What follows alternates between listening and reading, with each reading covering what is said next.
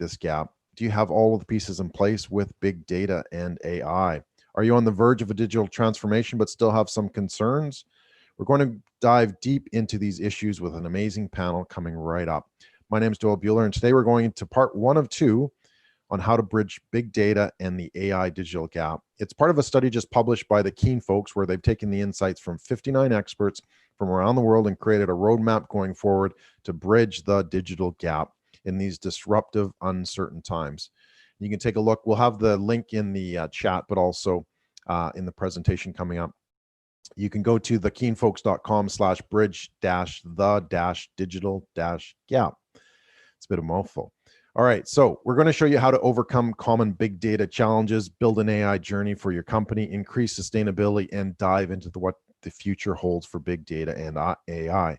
Now, if you're here on Zoom, then please ensure your mic is muted, but we all have time at the end to have a Q&A. So please organize your questions now and throughout the program, and we'll get to them at the end as well. If you're watching this live or in replay across the social, please ask your questions along the way in the comments, and we'll answer them as quickly as possible. All right, today I'm with my amazing guests. I've got Miguel Machado, the Keenfolks CEO Digital AI. I have David Vivancos, thought leader participant of the study, and Tony Flath, thought leader participant of the study as well. My name is Doyle Buehler, and I run a strategic digital marketing consultancy based in Australia called Digital.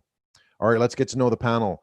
So quickly tell us who you are and your engagement with big data AI. Miguel, do you want to start us off? Yeah, thank you very much, Doyle. Thank you all for putting all this together. It's really a pleasure to be with you today. So I'm Miguel Machado, as you said. I'm co-CEO and partner of the Keenfolks. The other co-CEO is Xavi. In this case, I'm responsible as well for all the part of digital transformation and AI. And I would define myself as a digital transformation and artificial intelligence entrepreneur, where we are running more than 4 projects in the area, and looking really forward to discuss this with you. Thank you very much. Yeah, excellent. Thank you. Tony, tell us a bit about yourself. Sure, thanks so much. And Doyle, so cool that we come from the same city, Edmonton, Alberta. You were actually born here. I was born in McCreary, Manitoba. So we got a story to go there. But it's great to catch up and actually be able to have a chat. So my journey into big data AI has been an interesting one over the last few years. I've been engaged in the social media community probably 5 years now, with more engagement. And over the last few years, first I got more interested in AI and how that big data plays from a cybersecurity role I was in at the time in telecommunications, right? And just seeing how that was being used and automated and different things intrigued me. And then from there, doing work in the social media landscape with brands like IBM, Oracle, Microsoft, I got more to learn, different things about where AI was going and all these different things. And along the way, I had an interest to get a podcast going, which I do have going now, The Wave of Change. That's all focused on emerging tech and AI. But my great fortune is I've had the ability globally to interact with some really significant, thought leaders like yourselves in big data AI. And I've just been a student of life from these people and learned a lot. So really intrigued and excited to be on the show today. For my day job, I work in telecommunications and with enterprise clients in working with them on new technologies and what their requirements, all that good stuff. So really looking forward to the chat today. Thanks. Awesome. Thanks, Tony. All right. And welcome, David, as well. Thank you very much, Doyle. Very nice to be here today with all of you. Well, my background, basically, over the last 25 years, I have been creating companies in the edge of technology, what is possible and what is not. And over the last maybe 10 years or so, basically related to neuroscience and AI. I have been also writing a couple of books. One is called From Big Data to Artificial Intelligence. The last edition released last year. And just a few months ago, I released also my last book, Automate or Be Automated. And my daily job basically is advising companies in the States and some in Europe too, basically helping them to become data-driven companies. And I also have my own company, Mind Big Data, where we are trying to decode what happens inside one's brain and use it as the next way to interact with computers, basically using your brain instead of typing computers, talking to computers, and so on. Basically creating a big data of brain signals and a big data, of course, with AI algorithms to try to decode it. So basically, that's my daily job. Wow, that sounds fascinating. All right, well, let's get into this. So we've got some amazing brain horsepower here, right? We have, for the people who are just joining us, we have David Vivancos from Madrid. We have Miguel from Portugal. We have Tony from Canada, and myself. I'm all the way hosting from Australia as well. So it's cool to see that we have a really global audience as well. We've met our keynote, so let's get into the questions. David, Miguel, Tony, and myself. All right. So let's start it off. What are the most important applications of big data today? Where do we want to start? Miguel. Well, I think that in terms of AI applications right now, we are living in a golden era for AI. I think we can compare clearly with the electricity deployment in the moment that every company started to apply in different areas. So the fields that AI can be applied are diverse. In this case, I'm more familiar with the marketing side, but there is a lot of applications in medical applications, research. Even now, in the moment that we are living with COVID, it has been a relevant field in the area as well. All the parts of the financial area, fintech, where it's been developed really strong, and finally robotics and manufacturing. There is many other fields, but I would say these are the ones that are really the most important ones.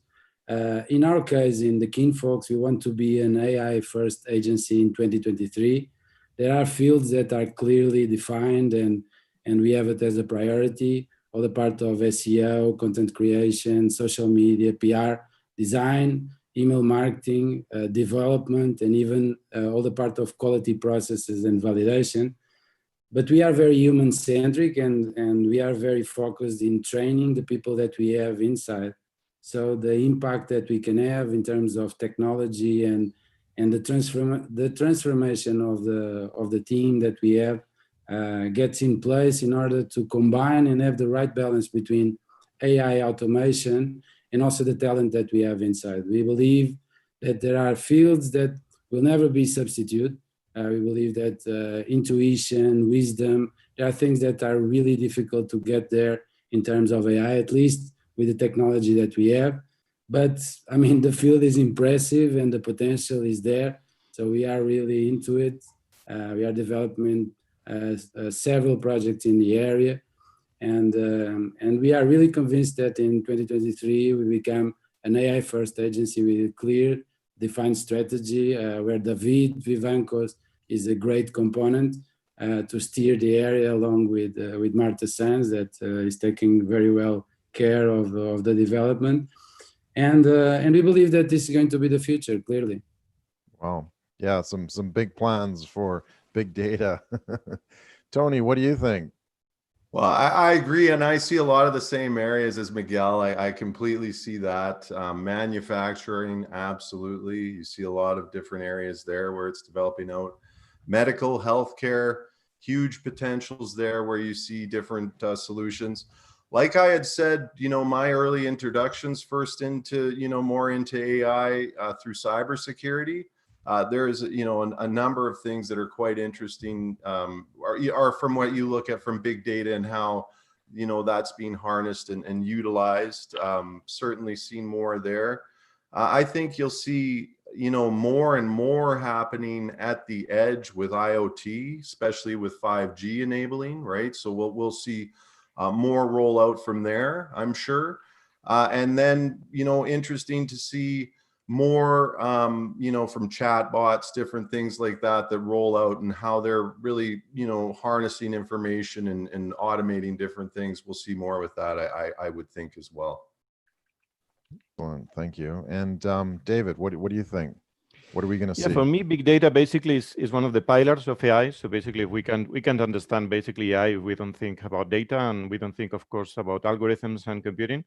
But regarding the most important applications, I fully agree with both of you. It's basically everywhere.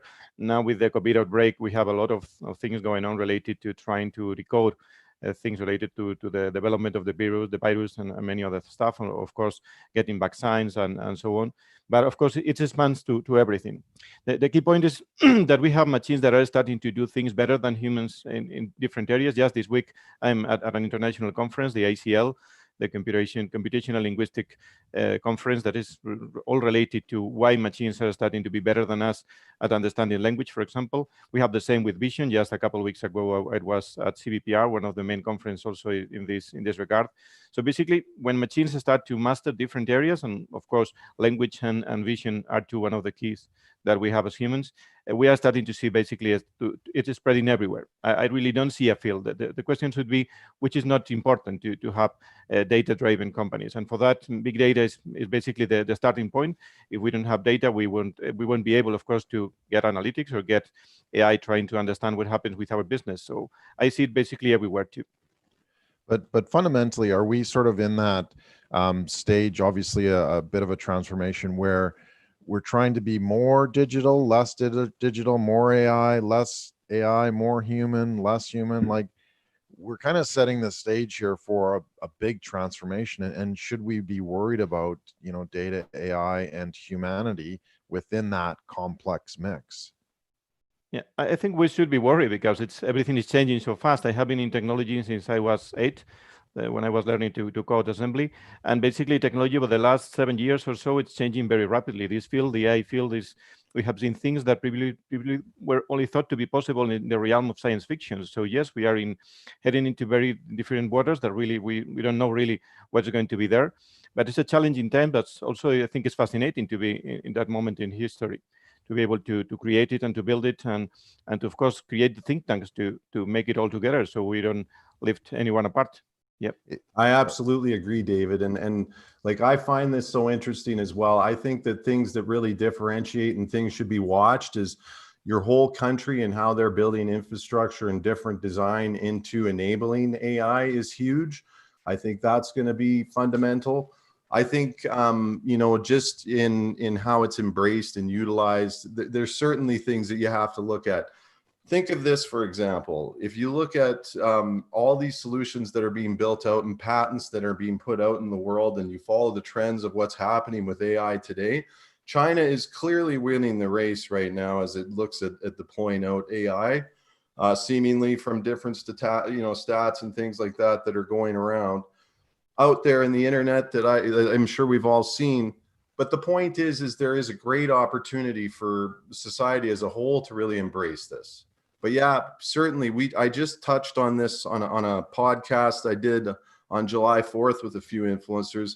There is so many things that need to be addressed in how that rolls out. You look at privacy, you look at how that's going to roll out. You just look at the licensing and the IP that's being developed into this. And then you look at the global scale of cyber warfare really that's happening, right? Where that IP becomes highly valuable in a global scale, right? Where they could potentially breach that and get to that technology quicker. So it is a really interesting time, but also an incredible opportunity. Yeah. I would add up, and it's quite interesting that it's an entrepreneurship moment. Now, I think that the basics that we needed to develop in the field are already there. We have data abundance, that is the base, as David was saying. We have already the computational capability. We know the part of deep learning development. I think that we have great professionals. I think the Keenfolks is a very good example. All the part of data analysts, scientists, architects, and developers that are really coming into the market, and that can make the difference. And finally, I think that I would come back to your point, Tony, the part of China. I think that one of the biggest accelerations in the area can come from the government regulation. And China doesn't really have one. So it's very open. And I think that can be an opportunity for the other countries to anticipate what is coming and to have a good politics around the area. So I think that's a key point. We've seen that, for instance, TikTok, it was banned from India due to facial recognition and privacy issues. It has driven the risk to become banned in the US. I don't know, but I don't know if you know, but TikTok is based in China, no? And it has China investment in the background. So I think that most of these thematics we were going to live and discuss it over in the next few years, all the part of data privacy, government regulation, and that will be very important along with the other three, computational capabilities, data abundance, and finally the human resources that is required for the development of the area. So yeah, very interesting, and it's going to be really challenging. Yeah, they've talked about banning TikTok in Australia so far. They haven't actually carried that out, but could be an interesting thing as we go. But is there like a trade-off though? Like, is it this a net zero scenario where, we adding more AI, but we're taking away more humanness in this whole process through the use of big data? Or is it a plus up? We're actually enabling, we're actually enhancing, we're actually empowering people because we can use big data and AI. I'm going to quote Carla Gentry on this one. When I met her in New York, and something that really stuck with me, right? Think about when the car first rolled out, right? And people all of a sudden went from living in villages and being in a small area and not really expanding further out of that space, right? Then all of a sudden the car enables them to drive to different cities, to drive to different states, to drive to different, to a different country that's connected, right? So it fully enabled it. And at first, I'm sure that was quite, a fear factor and things that were changing, maybe that, seeing things moving quickly and things like that were hard to deal with, but people eventually accepted it. And I think that's a lot of the same thing with AI. You are going to see some staggering things happen to certain areas and certain jobs without a doubt. But I think also from people that I work with, and like Sally Eves is really about tech for good and really about how do you work with these people. And I've learned a lot from her on this and other people, is you're certainly going to see some other things evolve where, other jobs that will help support that are thought to really overall provide more jobs or as many jobs, just in varying ways. So it's a debate on whether it's just going to, all the jobs are going to disappear, or if it's going to better augment those jobs to enable some maybe more creativity or more other kind of jobs that, individuals might pursue. It is a big shift in society, just like Miguel had said, like the rollout of electricity. But I think that Tony writes a big point, because it's all about augmentation at the end. Of course, at the beginning, the augmentation is going to be to have these AIs and this big data to help us basically have better sense of our time, basically freeing some of our time, because we're going to automate many of these things. But over the long run, probably most of these jobs are going to be automated too. Some of my work, most of course, with the Keenfolks and with many others, is also trying to automate the things that you do. So basically, if you do algorithms, the next thing is to do AutoML and try to automate also your creations. So at the end, basically, it's going to be fully automated. That's my view. But it's true that if humans augment ourselves, maybe we can cope with that, and maybe we can over the long run. We are talking about maybe 20 or 25 years. But over the short term, of course, we need to have this AI augmented business decision making. So basically, we can reach better areas that previously were basically not possible because we don't have that kind of technology in our hands. Okay, cool. So we have 2 votes for that it's going to empower humans. Miguel, do you want to take the opposing side, or are you going to support it? I'm a supporter, clearly. I think that it's a human responsibility right now. It's not only a matter of organizations or governments or companies.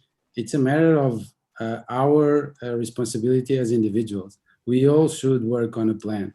So it's clear that it's going to take time for all the part of machine learning and deep learning to substitute some of the characteristics that we have as humans. All the part of connection, intuition, wisdom that we take with time, all this sensitivity that it's very difficult to replace. And we should really focus on a plan to understand how can we add value as individuals, as companies, and further in terms of influence and be an evangelist to the whole society, because it's going to be really important. I mean, there are statistics that identify like 40 to 50% of replacement of jobs in US in the next 15 years.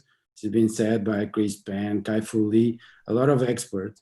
And the challenge is there. I mean, it's clear the impact in economics, and if there is an impact in economics, the impact on people is going to be huge. So I think that definitely it's our responsibility as individuals to have a plan, and we need to have a plan. It's not something that can be optional. It's an area so important as we never seen before, and we need really to embrace it. We can't just be random about it, right? We really sort of have to have a strategy, a plan to go forward. All right, excellent. Thank you. So let's move into question number 2. How would you define the biggest big data and AI challenge? What are those? Where do we look for them? What's the biggest barriers? What's causing the friction here? I guess I'll kick start it. I see it from this perspective. I see this in conversations I've had. I've seen this from, even podcasts and just chatting with different people. One of the biggest challenges today with big data and AI is not a real understanding of what do you want to accomplish with this? What is the purpose behind it? And more the problem of just throwing technology at it for technology's sake, right? Without a lot of thought and reason behind it, right? And really looking at where it's going to drive value. I think companies that are looking at this from how does this drive value to the organization, both internally, externally, and are really bridging it from that and really looking at how do all people and all departments, all process tie into this, I think are really, leveraging it and better developing it forward from what I've seen. Fascinating. David, you want to go? Yeah, I think the biggest challenge I've seen so far basically is people, is not technology. I think if you start a big data and AI strategy from the small departments, that's where the issues start to come. If you start it from the top, from the CEO on the board, then you start getting good results. And another big thing that I see is that if you think as basically you try to do a very big, basically a project with big data and AI, it usually fails. So basically you need to start, you need to have a lean approach. You need to go step by step, trying things, but with the decisions being taken at the biggest areas of the company, the main areas of the company. So basically you can go step by step, and you can keep learning and try focusing on being better every time. Because the thing with technology in general is that technology evolves so fast. Some products at the moment, they have a time span of maybe 6 or 8 months or 9 months. So basically you can think of a bigger strategy since you're going to need, for example, a couple of years or 3 or 5 years. I never foresee a good strategy that is beyond the year time frame, because technology changes so fast that you need to go at the same pace. So basically go step by step and start it from the top. That's my question. So what should we get rid of the humans then if they're causing the problems? No, I don't think we should get rid of the humans, but the thing is that humans can be a good helpers in this field, or can be really the key stoppers. So when I say humans, is that I think that humans should be, we need to start with the humans that take the decisions and that can move forward. Otherwise, we are going to have a lot of roadblocks that are going to make the project very, very hard to accomplish. Excellent, thanks. Miguel. Yeah, definitely. I think the humanization is a very important topic. I think about humans before technology. It was always one of the important fields in any technology area when it was adopted. So we need to come back to that. I think that the working force preparation based on the limitations and how to adapt the value, the required value, how we monitor the development and how we lead the industry development. That's very important. The government regulation, all the part of AI ethics. Now that we've seen cyber attacks, how are we going to control that? And then finally, I think that it's pretty known, all the part of data privacy. And you know here several examples we've been already discussing in terms of social media, all the part of Facebook, some examples like Cambridge Analytics and what happened. And also lately, the TikTok example is a very good example. So I think that these four big challenges, the immunization, working force preparation, the government regulation, and finally the data privacy, are going to lead the discussion of the area as the biggest challenge. So is there a quick way to overcome these then? Like, is this something that we can resolve fairly quickly, or does this unroll it past like the 5-year plan? We're going to talk about that coming up, but is that like a 5 to 10-year plan, a 10 to 15, or can we address these issues right now? I think David touched on it a bit, and I'll kind of carry forward, and certainly would leverage his deeper understanding. But it's like he touched on this briefly of more of an agile approach to how it rolls out. And I had a recent podcast with Dan Yarmuluk, and I've developed over the years a good friendship with him and learned so much from him. And one of the things he touches on, to have successful deployments of AI and big data projects is really to start and take an initial look. If you're going to really embrace emerging technology, think about how your big data and your AI play all the way along that process, right? So for example, I read something, and I think it was something from on the notion of, so if you have a DevOps world, right, where you're more agile and you're rolling out things quickly, iterations to move things along, if you take that same approach almost like a data ops perspective, right, where you're looking at all the stages and processes, and then you're also putting in another thing that's key to this, let's back right up, and I think Doyle, you touched on this, is data science people. You certainly need to have individuals that are highly skilled in this, highly trained, understand it. It is a newer field. Many people are, into, doing some incredible things, but it's certainly somewhere where you want to have expertise. And, just like Bill Schmarzo, the big, he's the dean of big data, and he's been a real influence to me as well. Just taking that, he calls it from the wolf pack perspective, right? Where you take a number of resources that are effective in data science and you distribute them so that you don't have one core individual that learns everything in a point of failure, right? You kind of spread that out a little further. And then from what Dan was saying to me that really impacted me is you take bite-sized projects. You don't try to solve the whole problem all at once. You do it in iterations more to roll out. You don't have to be AI and harnessing big data across the whole entire company to be an AI-driven company. You can be doing pieces of it, right? So I think that's key as well.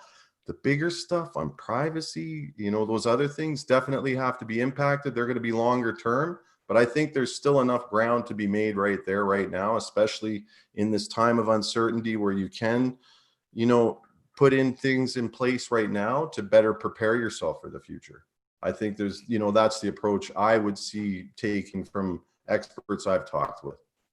Okay. So, Miguel, do you think we can overcome these fairly quickly, and David as well? I think that definitely we have a big opportunity right now. I think that we have a digital steering that we never seen before. So there is long time that digital transformation was in all boards of the companies, but now it's a reality and it's coming very fast. So direct to consumer for companies like fast moving consumer goods sectors is coming very strong. And one of the realizations that we can reflect upon is the importance of the e-commerce. So as you know, in China, they are really developed on that. They have WeChat with QR codes that allows the payments, the direct to payment, and they are very evolved in terms of automatization of the point of sales. So there is a lot of data there, and it's very important. So now companies like all the fast-moving consumer goods, like Coca-Cola, Mondelez, all the big ones, Nestle, they are all thinking about that, how to connect. And I think that a global vision is what can somehow transform the business. And by transforming the business, all the other issues we will have to overcome. I think that economy is always pushing first. So by pushing first, we need then to lead, and to lead with responsibility. So I think that it's a big advantage that we are having right now, unfortunately because of COVID crisis. But we have a great opportunity, and we need to be wise in the proposals, in the strategy, in order to take the best out of this opportunity. Yeah, and finding the right people is a good thing that Tony says. Of course, if we don't have people, and there is a lack of people in this field at the moment, it's critical. And just last week I was talking with a school principal, and I was told her that they are basically creating the last teachers of machines. The child that she is trying to build in that school are going to be the teachers of machines. And in that regard, we need to focus a lot on education. If we don't educate in this field and we don't create a good pool of people to help us drive it faster, it's going to be an issue for the countries that don't do it. And regulation, on the other hand, is going to be critical. If we have like regulations that really stagger it, or maybe don't delay basically its development due to many incredible factors, it's going to be challenging. That's why countries like China, as you said, and others are going to be faster, because they're going to have the data and they're going to learn from that data. They're going to put any roadblocks to use them, and that's going to be an issue. And also, we have many countries. Most of the countries really don't have good AI strategies, and they are really not investing a lot of money in this, and that's going to be an issue too. We are going to have really good countries that are going to be good in this, and bad countries in terms of not being ready for that. I usually go to the main AI conference in that regard. It's called AI for Good. It's in Geneva, with basically all the UN institutions and the X Prize Foundation and others got together to see if we can make a better world related to having AI to reach everyone in all the planet. And it's going to be a challenge. So because we're going to have countries that are not really understanding this on a deeper sense. Yeah. Well, and I'll go back to my example where I was talking about going from a horse and carriage to an automobile, right? So if you look at like AI now, you've got all these factors moving so quickly ahead. You do have to be better prepared in order to meet those requirements, right? You have to have that bigger scale. Or, for example, let's say that you don't have the most appropriate big data. Big data, you mentioned it yourself, David, big data by itself is meaningless, right? Unless it has an appropriate highway and a vehicle to get to that big data, right? So, that's something that I really see is you really got to have the people, process, and ideology about that technology and how it's going to be used. I know you touched on it, David, and I totally see that. And I know even from things I've read about you, Doyle, and projects you're working on, it's something you look at, right? And it's certainly something I see as well. And I know, Miguel, it's something important to how you're rolling the Keenfolks out as well. Yeah, and it becomes really part of the strategy. You have to look at that, I believe, first, and how does that data fill that gap, right? You can't say, well, we need big data, we need AI, when you don't actually have a strategy on how are you actually going to use this? Why are you using this, right? And I think some companies are looking at maybe a little bit backwards, perhaps, but stand back, see what you actually want to accomplish, build that into the strategy. Then how can we use that with data about our customers or whatever the case may be? Privacy concerns obviously being looked at, but also what can we actually do with that, and how can we create that experience as well? Yeah, I think that you mentioned a lot of topics that are really important for the field. One is learning. I think that we need to develop talent. I think that it's also a responsibility for the individuals. It's not only a global responsibility, but it's a responsibility for each one of us. I think self-learning is by itself a very important area. I think that there is a huge opportunity in the AI development that didn't happen in many areas. Right now, there is a very collaborative setting. So there is a lot of open source, a lot of information that is being shared directly by the researchers. And moreover, they are coming very fast. So everybody can have access to that. And that is generating a pool of innovation that didn't happen before in many areas. So I think definitely it's a great opportunity, and it's an opportunity to embrace from all the aspects, from individuals, from the talent that is going to participate, and also from the organizations. No? So definitely it's a very important point and an opportunity for everybody. Yeah, so those are some big ideas. some big thoughts and big concepts about big data. Where do we start? Where do companies start with this journey? Like how do they start with an action plan? Maybe we could walk through a few steps or a few ideas. Your number one starting point or a process that you could recommend. David, do you want to start? Yeah, for me, it's datification, and datification, because you can start any AI thing or big data thing if you don't have data.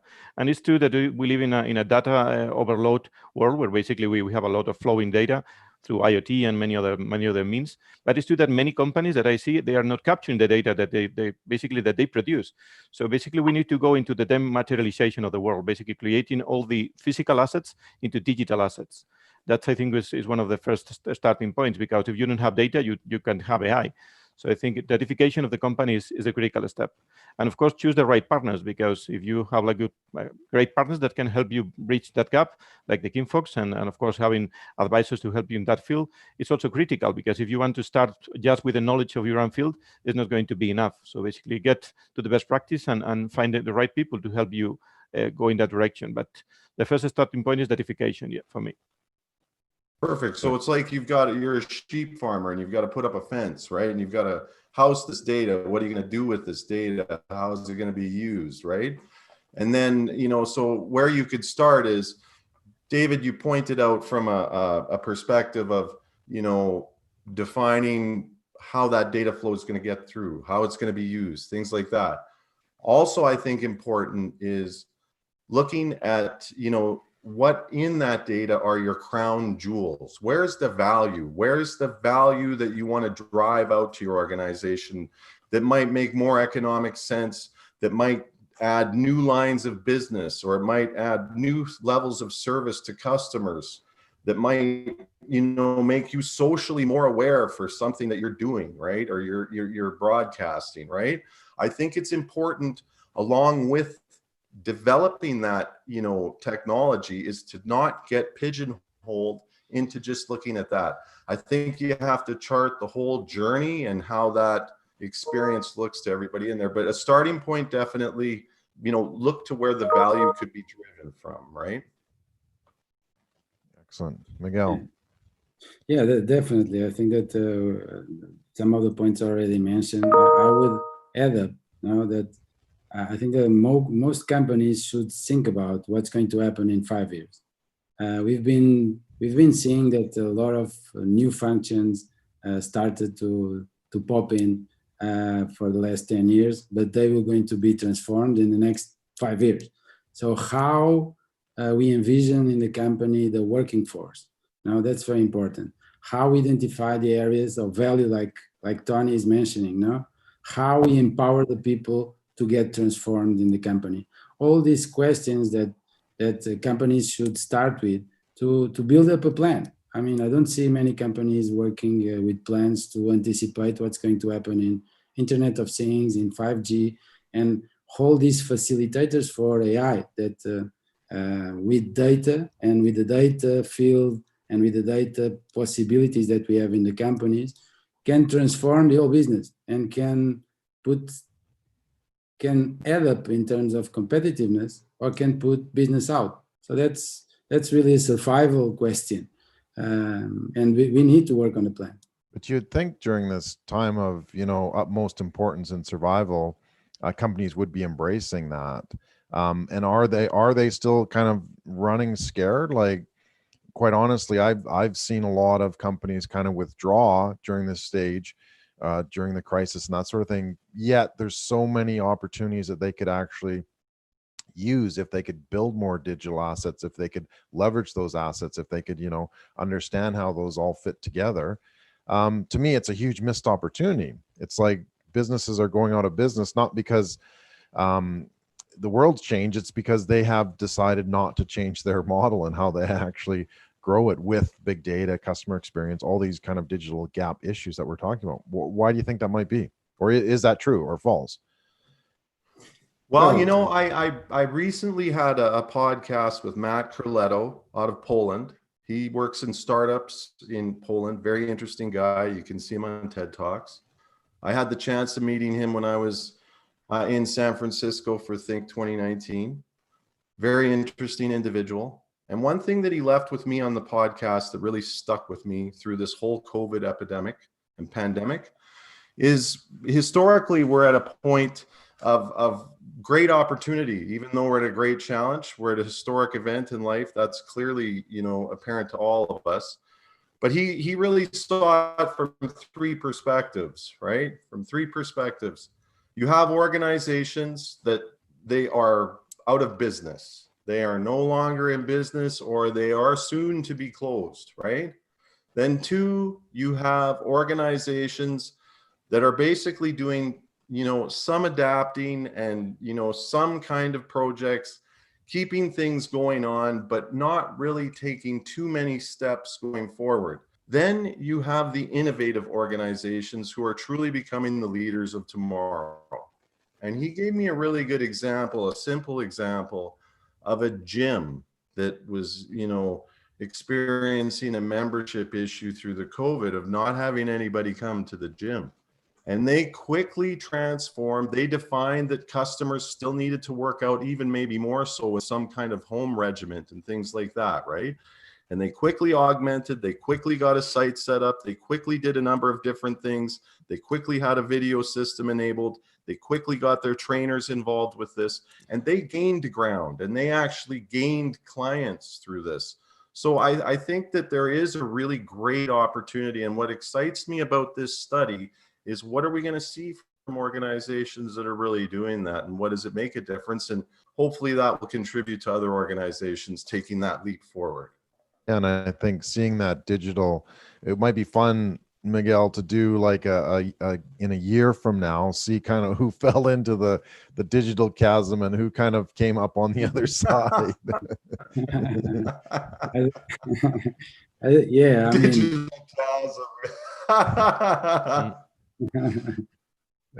yeah, definitely. I think that we live in this economy surviving era.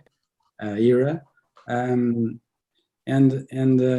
even go further regarding the Tony analysis, and I would say that companies that don't embrace disruptive innovation, they will not have a future, because this is how it is. I mean, and they should think about long run and the vision that they have for all these things that are happening.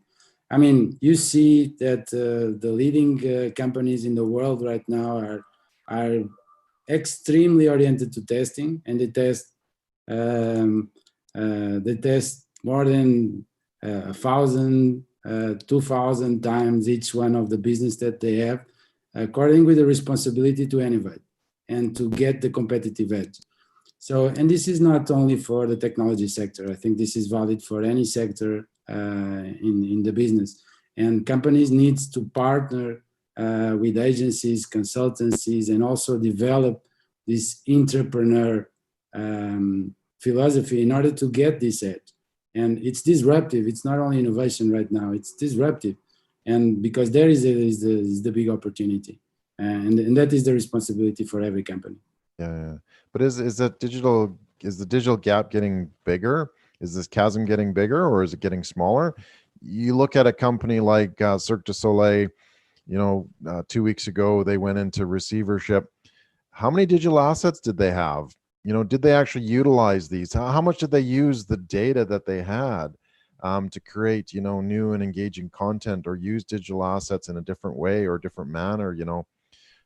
Streaming spectacle kind of thing comes to mind, where they could actually profit or, see in that opportunity. So are some companies just missing it? Is this gap getting bigger? Is it getting smaller as we progress with the technology? What do you think?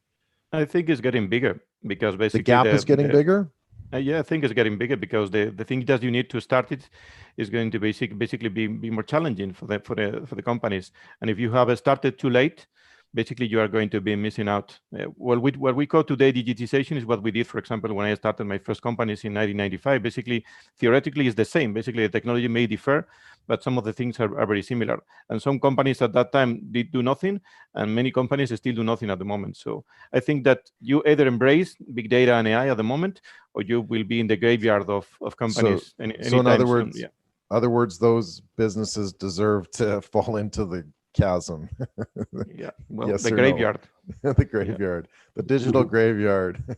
Yeah. Takes another victim. Hey, the milk truck with the horse and carriage isn't coming around anymore, right? Yeah, true. There's still some more to go. All right, cool. So moving on, what is going to be, we did talk briefly about it, but the next 5 years, right? What's going to be the biggest impact that we see within business with big data and AI?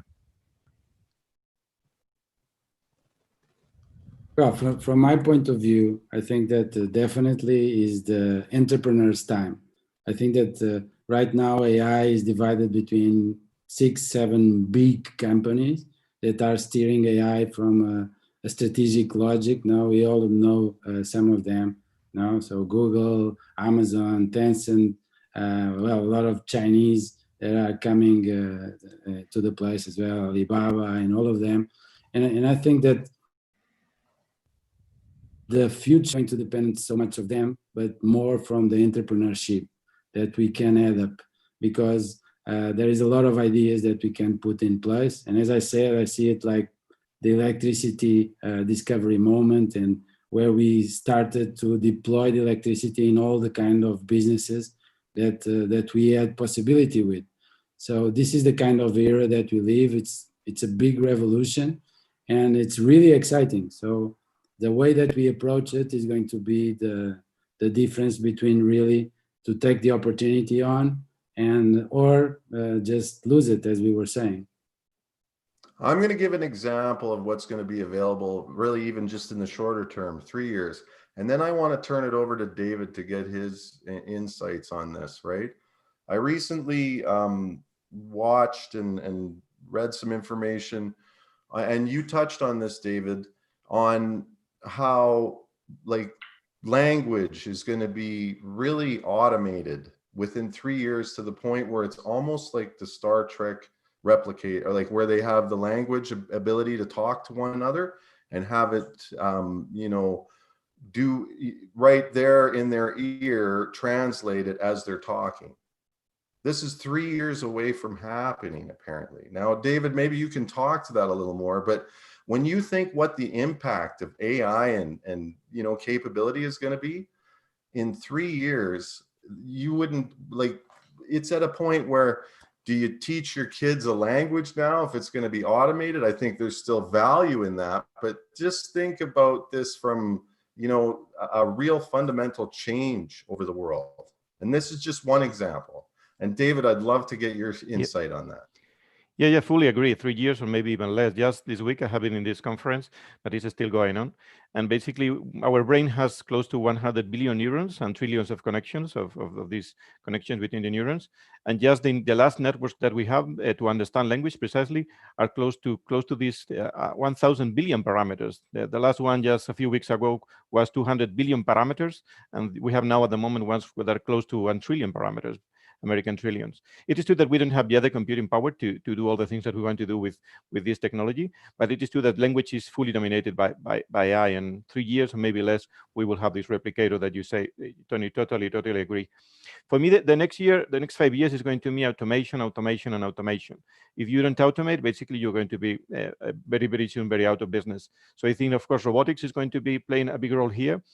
We, of course, need to reduce the cost. We need to get also into energy. Energy is going to be another of the key aspects to grow, because we can have robots that really go fade out because they don't have energy.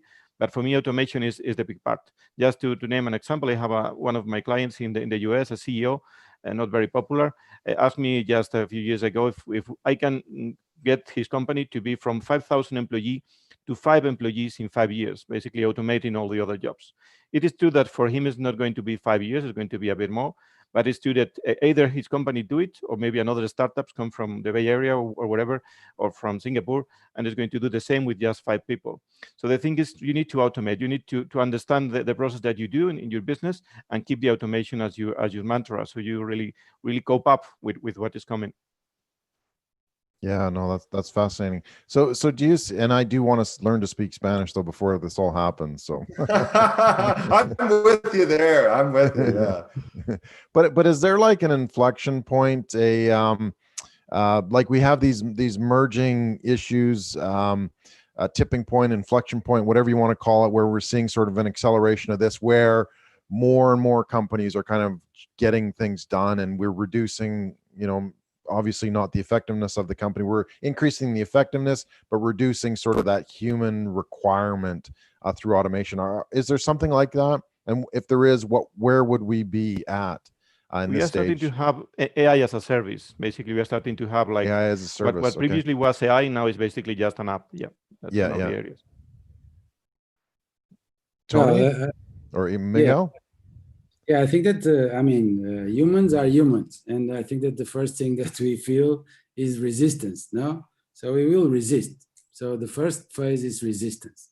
And I think that there is important topics in the table that we will refrain us to embrace this totally. One is clearly the substitution of human labor. So how are we going to approach this? I don't see many companies to come with this message. So we listened recently, like 2 weeks ago, that Microsoft replaced 12 journalists that were doing MSN content. Of course, there is a PR idea behind, but it's true that there are not many companies that can come out from different areas saying, okay, I'm going to substitute already 20% or 30%. So I think that we are seeing this from, I would say, an area that always suffered a lot of transformations, like manufacturing.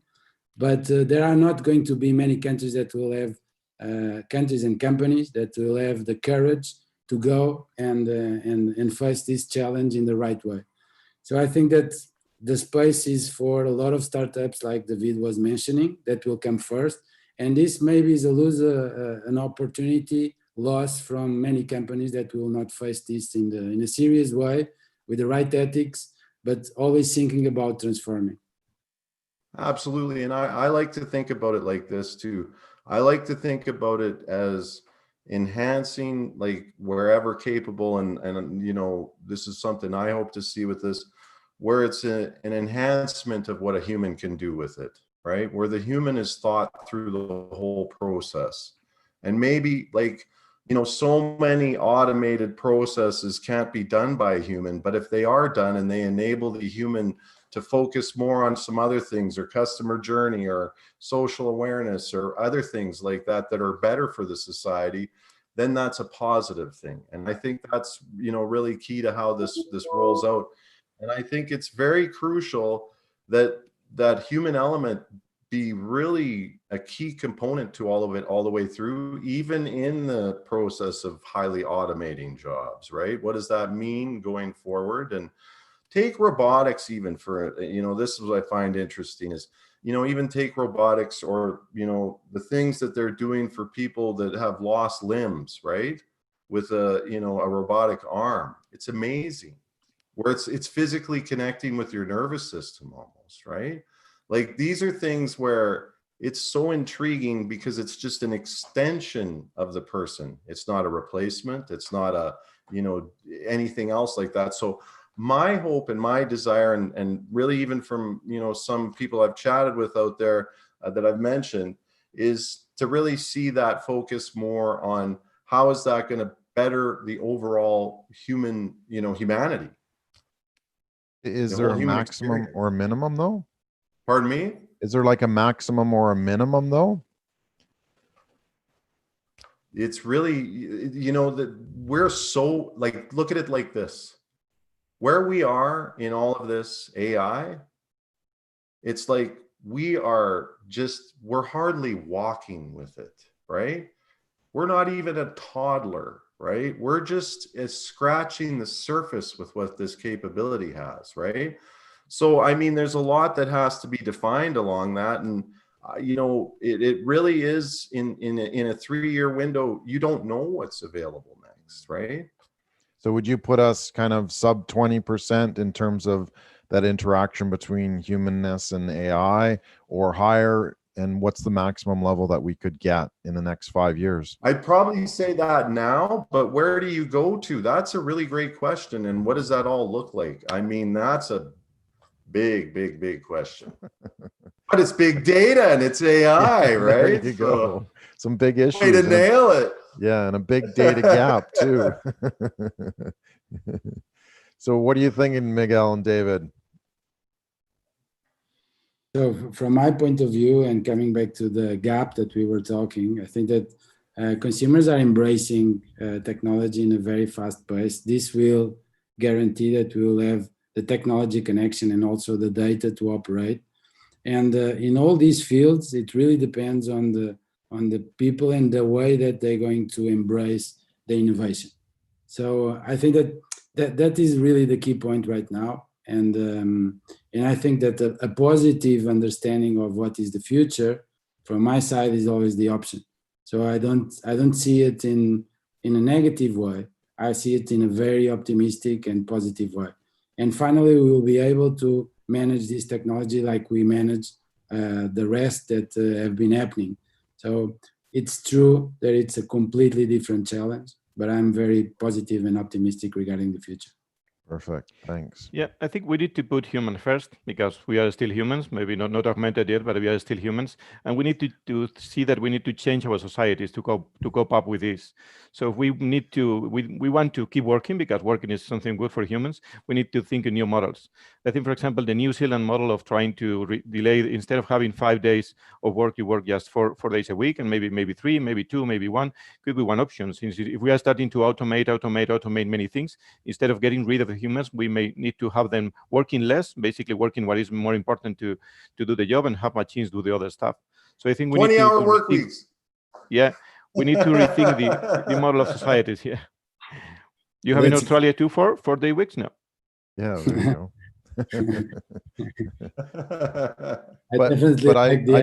I think I passed that robot test where it says click here if you're not a robot.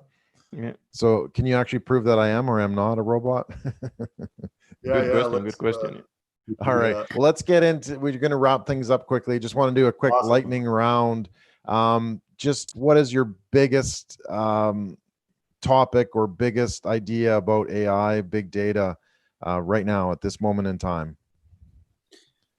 Well, we in the Keenfolks, we want to automatize the digital gap. So we want to understand the connection and how we help companies to identify and score what is the digital gap to steer their competitiveness. So this is, I would say, the big idea that we are working on, and it's for us a very fertile area that we are putting a lot of resources.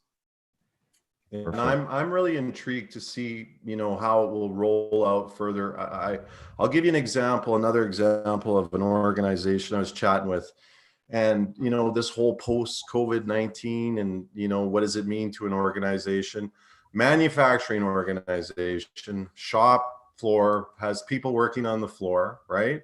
The organization that offered the solution was an IoT organization who quickly adapted their solution so that it would have sensors for the floor. And essentially what these sensors on the floor do is they isolate, they scan for all humans that are on the floor.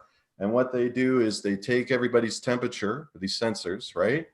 And in a case where that temperature exceeds the limit and might show casing of fever and potential COVID, then they immediately have protocol in place to act on that, all automated, right? Well, when I was told this story from the organization, the company that was looking at the solution immediately wanted a PO. And he said what was so surprising about it, they haven't even discussed pricing at that point. That's how fast they moved on this thing, right? So to me, it's really interesting to see how these organizations, after this this whole epidemic that we're all experiencing, what to see these kind of examples come to life is quite exciting to me. I think it's huge opportunity. Yeah, and it almost starts with the idea first, right? Hey, we can do this. Did you know that we can do this? Oh yeah, let's do that right now. Yeah, I would even say, like David, I think that David is one of the big motivators to make possible things that seems impossible. So he's always in the board trying to reinforce this idea, and I'm really a fan of that. I'm a fan of thinking about making possible what seems impossible. Yeah, what I Fantastic. call the impossible factors. I think we need to be challengers of these impossible factors. We all through time think of things that are probably impossible. For me, it's a bad word. I don't use it. But probably in the past, we may think that some things were impossible. But if you look at with today's technology, with today's eyes, probably they are possible today. And for me, the key point at the end is trying to don't waste your time. Don't waste your time either as a human or as a company, and don't do repetitive tasks anymore. Basically, learn to automate and automate as soon as possible before it is too late.